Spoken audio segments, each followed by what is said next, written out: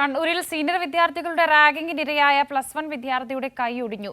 Kolavallur PR memorial സ്കൂളിലെ +1 വിദ്യാർത്ഥി മുഹമ്മദ് നിഹാലാണ് ക്രൂരമായ റാഗിംഗിനിരയായത്. 5 +2 വിദ്യാർത്ഥികൾ ചേർന്ന് റാഗിംഗിന് ഇരയാക്കി എന്നാണ് പരാതി.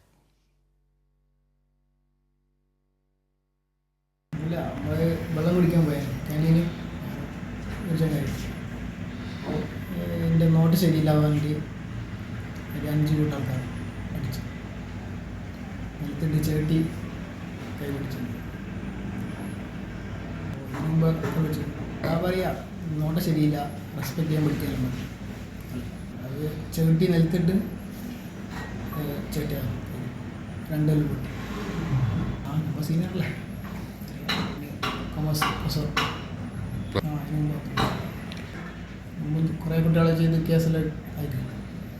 സീനിയേഴ്സിനെ ബഹുമാനിക്കുന്നില്ലെന്ന കുറ്റം ചാർത്തിയായിരുന്നു ക്രൂരമായ മർദ്ദനം. ചവിട്ടേറ്റ് നിഹാലിന്റെ ഇടത് കൈ ഒടിഞ്ഞു.